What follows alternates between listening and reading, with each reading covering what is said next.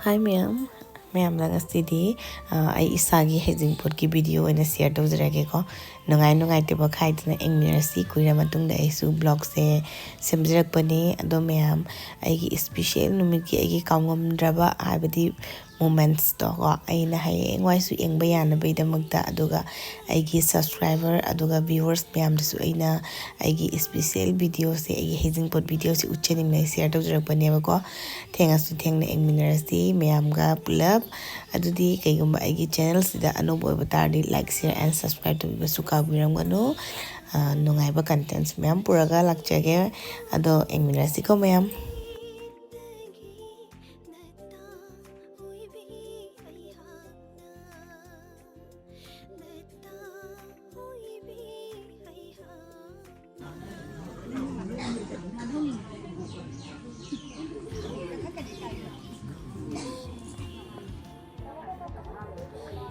Mayam Heijingpot aduga dum Heijingpot haina Heijingpot loisan gare luhung basu loi gare ado reception su loi gare ko mayam ado aise video se thangalak liba se dum khara delayed oire ado makpu mayam da ina uchening manna ina thangajarak pane waroba yade ko mayam su ai di continue aise blog se upload tropa ngamdre haiduna ado hona ge mayam su waro biroi ado di mayam engminer sing asigi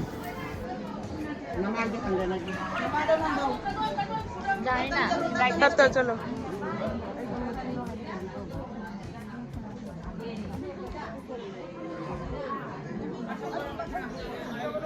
Aiko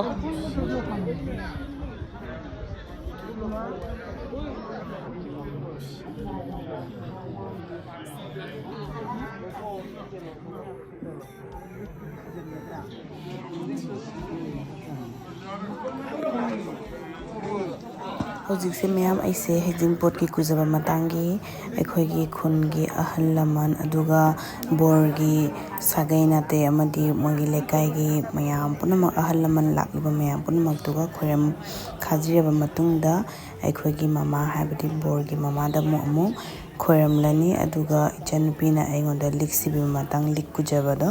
adudogi momentum ai adum matang ulake ado mayam ningol bigi mapokse yamna nungshi khalubada ko habdi ningon oina poradi yumnak sagai se nongmadi nongma natana sungso shoidana dum akhoje hongki deme aduga yum palaba matungda su ekhoina phawba haidi feeling du su adum asisu manunga yamni ko mayam punchi se habdi khalubada yam nungshi ko mayam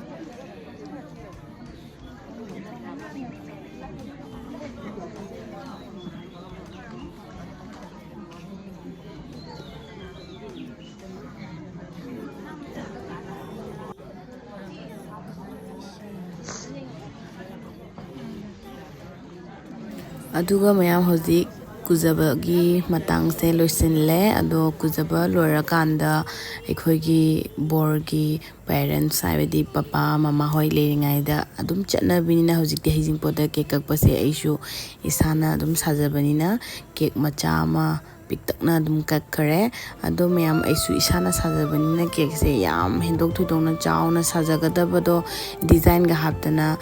luhongbagi habadi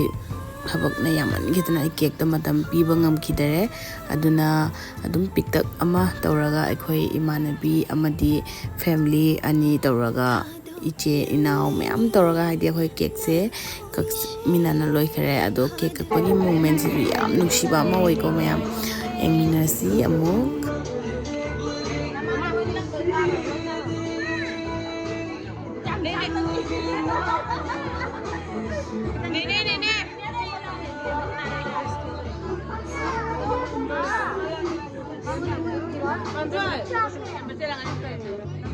Ôi chị xem mà thân chị ná đây rồi. Mày có phone đăng ký đâu em phải ra poster cho. Mishna say ज़्यादा है ये दोनों में मरक लग पे Sika jangan Cina na si Ilu sika jangan.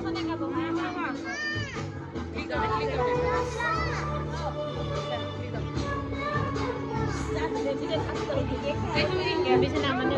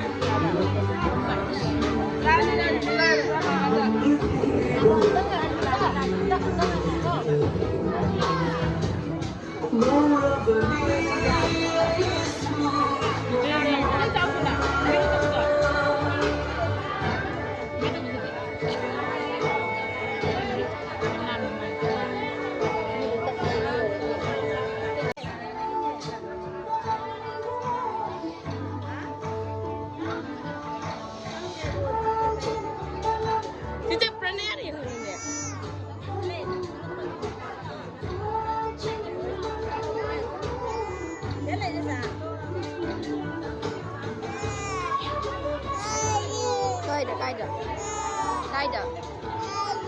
Kaida Takut sih nak cari gili nama nasi.